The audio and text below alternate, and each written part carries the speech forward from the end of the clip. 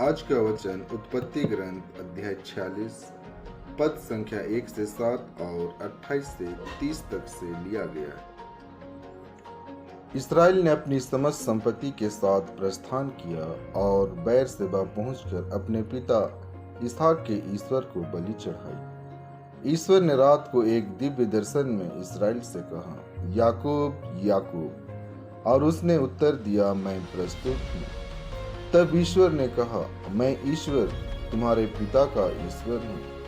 मिस्र देश जाने से मत डरो, क्योंकि मैं वहां तुम्हारे द्वारा एक महान राष्ट्र उत्पन्न करूंगा।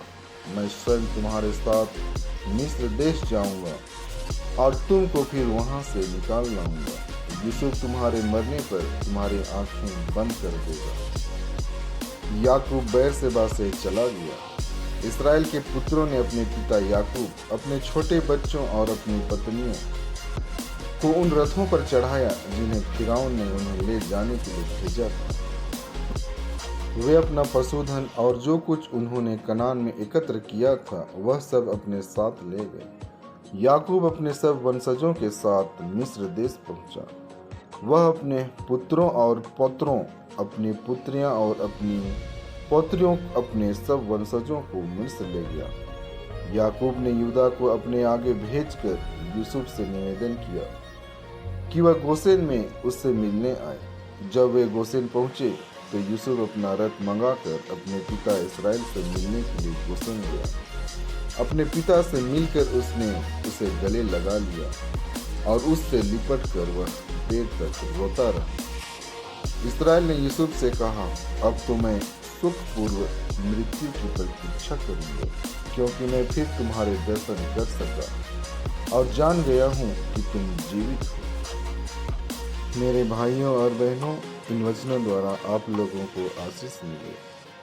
और अगला पवित्र सुसमाचार संत मत्ती अध्याय 10 पद संख्या 16 से 23 तक से लिया गया है।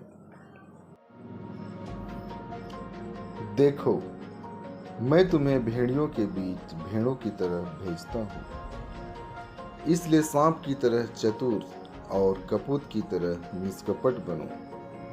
मनुष्यों से सावधान रहो, वे तुम्हें अदालतों के हवाले कर देंगे और अपने सभागृहों में तुम्हें कोड़े लगाएंगे।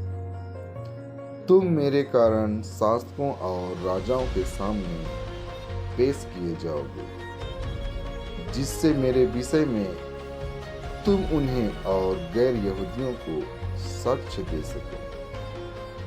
जब वे तुम्हें अदालत के हवाले कर रहे हों तो यह चिंता नहीं करोगे कि हम कैसे बोलेंगे और क्या कहेंगे।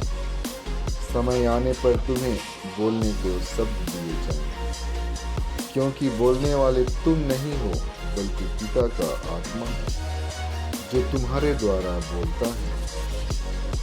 भाई अपने भाई को मृत्यु के हवाले कर देगा और पिता अपने पुत्र को, संतान अपने माता पिता के विरुद्ध उठ खड़ी होगी और उन्हें मरवा डालेगी। मेरे नाम के कारण सब लोग तुमसे बैर करेंगे, किंतु जो अंत तक धीर बना रहेगा उसे मुक्ति मिलेगी।